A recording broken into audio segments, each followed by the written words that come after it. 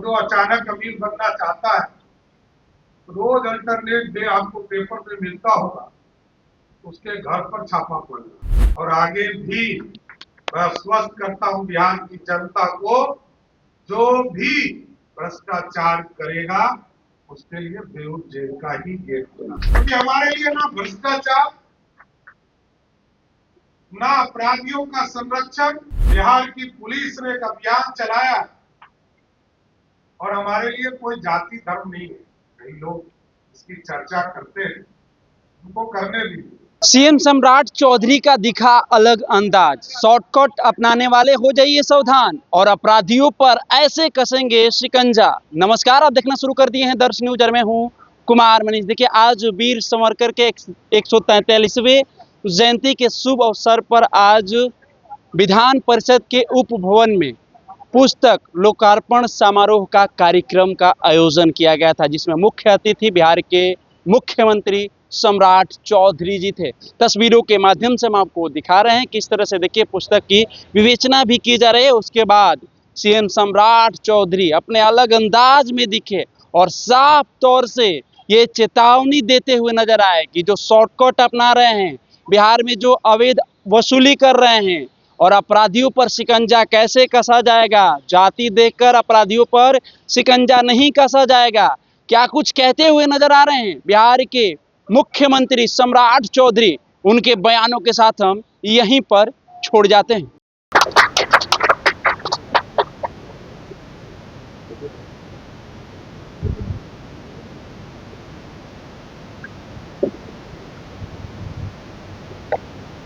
एक बार बोलिए, भारत माता की जय। वीर सावरकर अमर रहे। आज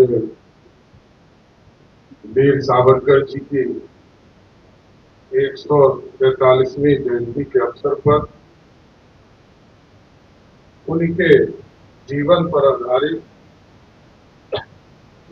वीर सावरकर की जीवनी पुस्तक का लोकार्पण समारोह में उपस्थित बिहार विधान परिषद के सभापति माननीय अध्यक्ष नारायण सिंह जी, माननीय सांसद सुदेश कुमार जी जो इस पूरे कार्यक्रम को देख रहे हैं, माननीय सांसद डॉक्टर भीम सिंह जी, माननीय विधान परिषद की सदस्य निधिता सिंह जी, माननीय विधायक मुरारी पासवान जी, कई माननीय पूर्व सांसद, माननीय पूर्व विधायक और इस मंच के सामने उपस्थित हमारे वीर सावरकर को मानने वाले, उनके विचारों से अपने जीवन को इस देश के लिए समर्पण करने वाले सभी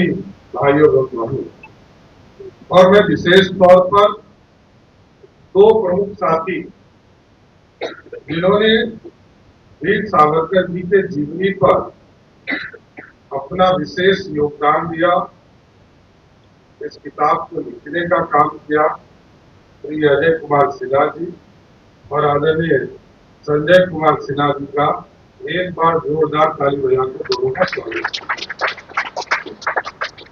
वैसे साथियों, मैं इससे सहमत नहीं हूं कि वीर सावरकर जी गुमनाम। आज देश का कोई भी बच्चे से आप पूछिएगा वीर सावरकर कौन है, आपको बताने का काम इस देश के लोग ही नहीं।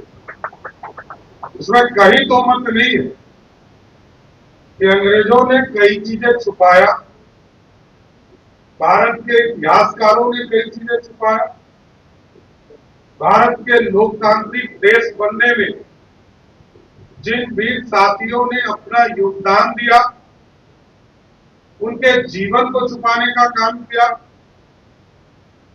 कोई एक दिन जेल जाता है, उसको जीवन भर याद रहता है। कोई व्यक्ति 26-27 साल तक यदि जेल में यात्रा सहा हो, उसको कैसे कोई भूल सकता है। अंडमान निकोबार जितने लोग गए हो या इस भारत में जेल की यात्रा का प्रतीक कोई जगह है वो काला पानी ही माना जाता है। और वहां वीर सावरकर सालों साल तक वहां रहने का काम किया। एक तरह से कोलू फेरने का जो शब्द आया जेल के अंदर, और आप सोचिए आज तो दुनिया आधुनिक युग में जी रहा है। आज लोग सोचते हैं कि कोई निर्माण करेंगे, उसकी राशि का व्यवस्था कहां से करेंगे। लेकिन उस जमाने में 1890 या 95 का दौर रहा हो, उस दौर में 5.5 लाख रुपया लगाकर अंग्रेजों ने जेल बनाया, जबकि भारत के लोग जो स्वतंत्रता सेनानी थे उनको वहां फ्री में मजदूरी कराने का काम करते थे, उनसे मजदूरी कराया और उस जेल का निर्माण किया। तो इस देश में जो भी इतिहासकार रहे उन्होंने भी ये लिखा है कि उस जेल में जो रहे वो सबसे ज्यादा कष्ट में रहे। और वीर सावरकर जिस तरह लंबे समय तक, चाहे वो रत्नागिरी के इलाके में रहे हो या अंडमान निकोबार में रहे हो, ये सबने देखा कि वीर सावरकर के जीवन के आदर्श को लेकर, चाहे सरदार अटल बिहारी वाजपेयी जी ने अपनी कविता में कहा, आज देश के यशस्वी प्रधानमंत्री जी जिनकी प्रेरणा लेकर राष्ट्रवाद की बात करते हो, राष्ट्र निर्माण की बात करते हो, वैसे वीर पुरुष को कभी जीवन में भुलाया नहीं जा सकता है, इतना जरूर स्पष्ट करते हैं।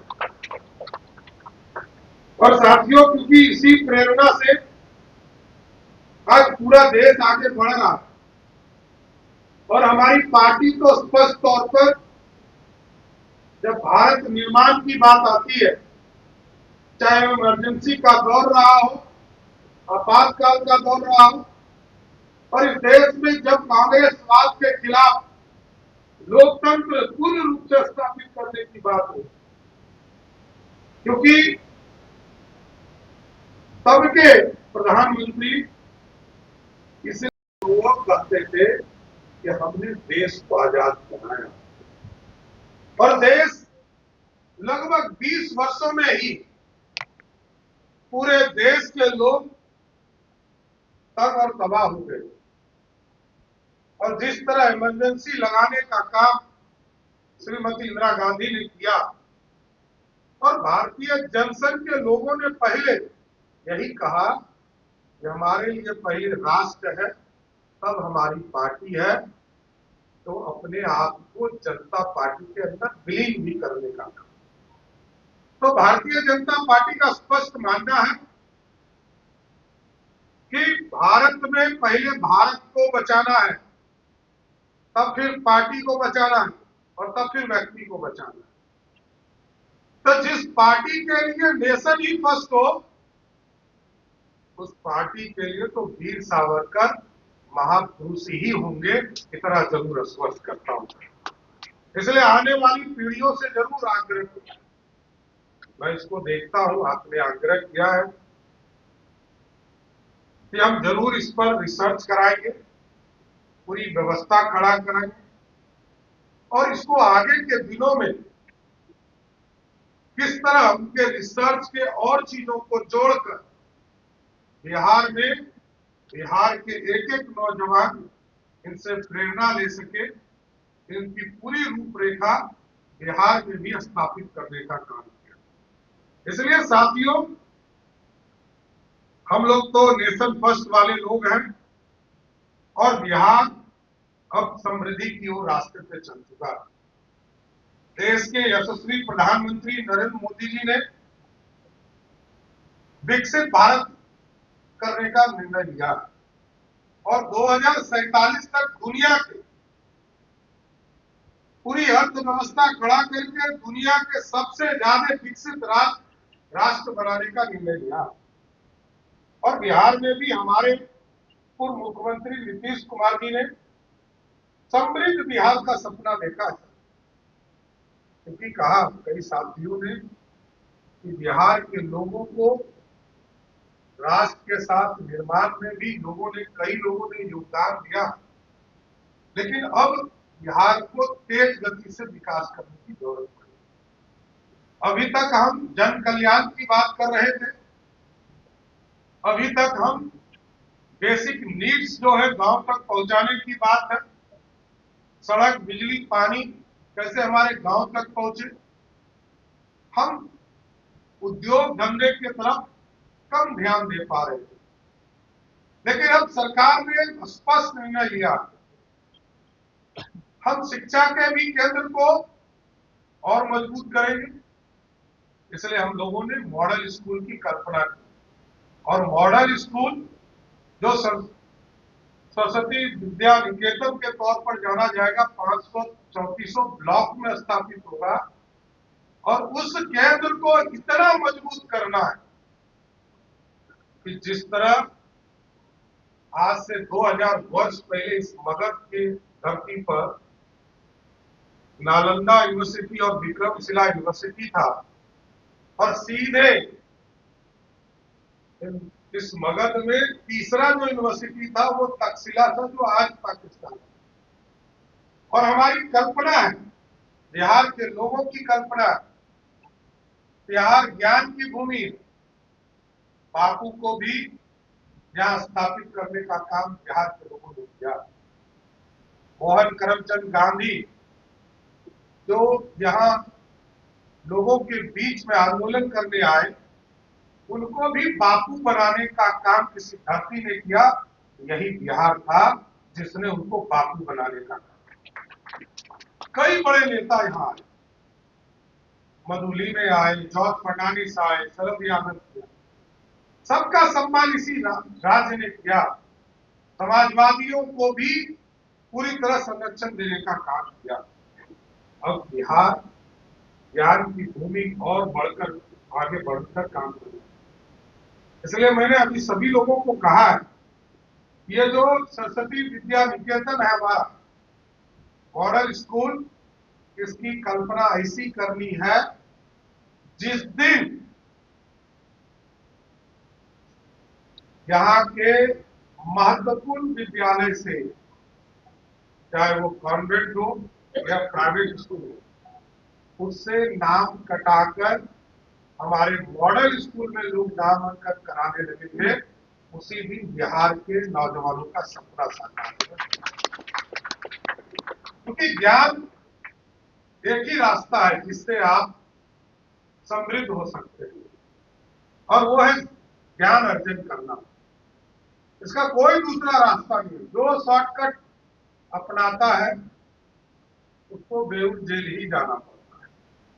और रोज आप लोग देखते होंगे, जो अचानक अमीर बनना चाहता है, रोज अल्टरनेट डे आपको पेपर में मिलता होगा, उसके घर पर छापा पड़ रहा है। और आगे भी मैं आश्वस्त करता हूं बिहार की जनता को, जो भी भ्रष्टाचार करेगा उसके लिए बेउर जेल का ही गेट खुला है। क्योंकि हमारे लिए ना भ्रष्टाचार, ना अपराधियों का संरक्षण, और अपराधी को तो आपने देखा है कि सुशासन स्थापित करने के लिए बिहार की पुलिस ने एक अभियान चलाया, और हमारे लिए कोई जाति धर्म नहीं है।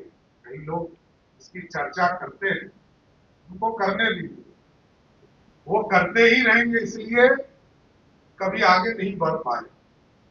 सत्ता के केंद्र में बैठा व्यक्ति यदि जाति से चिपका रहेगा तो कभी बिहार की समृद्धि नहीं आएगी। जाति से बाहर आना होगा, जमात के लोगों को आगे बढ़ाना पड़ेगा, और बिहार की चिंता करनी होगी। अपराधी किसी भी जात का हो, वो अपराध करेगा, उसको 48 घंटे में बिहार की पुलिस उसको जवाब देने का काम करेगी।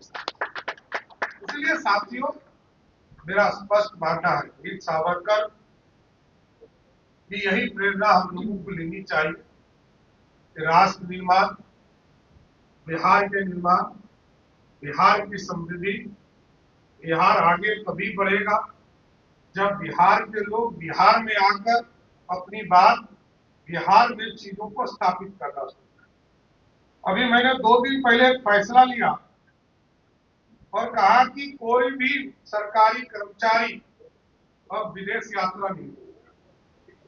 उनको मैंने कहा बिहार घूमो, बिहार में जाइए, 2 दिन अपने गृह जिले को छोड़कर इस बिहार का भ्रमण कीजिए और जब बिहार घूमेंगे तभी आपको एहसास होगा गौतम बुद्ध भी आए यहीं, गुरु गोविंद सिंह भी आए यहीं, महावीर भी यहीं आए, भगवान विष्णु और शंकर भी यहीं लड़े, मलयुद्ध यहीं। कितने मां के अंग इसी धरती पर गिरे। इस बिहार की विरासत को आगे बढ़ाना और बिहार समृद्धि तभी तो होगा जब हमारे लोग हमारे चीजों को पहचान। हम 5 भाषा बोलते हैं। भोजपुरी में सासाराम में क्या होता है, कौन सा गीत बोला जाता है, ये मिथिला के लोग नहीं जानते। मिथिला में कौन सा गीत विदाई में गाया जाता है, वो मगही के लोग नहीं जानते। मगही का गीत अंगिका के लोग नहीं जानते। मैंने तो कहा इस छोटे से बिहार में जहां वैसे तो आबादी मेरी दुनिया के डेंसेस्ट पॉपुलेशन में से है, झारखंड और बिहार जब बटा था तो लगभग 6.5 करोड़ बिहारी बचे थे और लगभग 3.25 करोड़ झारखंड चला गया। आज हम 14 करोड़ बिहार के लोग हैं। दोनों का क्षेत्रफल लगभग बराबर है, 19-20 का, लेकिन उनकी आबादी और मेरी आबादी में 3 गुना का फर्क। आज भी उड़ीसा और बंगाल को मिला दीजिएगा, दोनों को मिला दीजिएगा, उसकी आबादी अकेले बिहार में। दुनिया में मैक्सिको से बड़ा राज्य बिहार है। अमेरिका की जितनी आबादी है उसका आधा बिहार में है और अमेरिका हमसे 30 गुना बड़ा है। अब सोचिए किस क्षेत्रफल में हम रहते हैं और इसको समृद्ध बनाना। हमारे कई लोग महापुरुष, हमारे कई साथी, हमारे नौजवान बाहर गए क्योंकि उनको उचित रोजगार नहीं मिल पाया।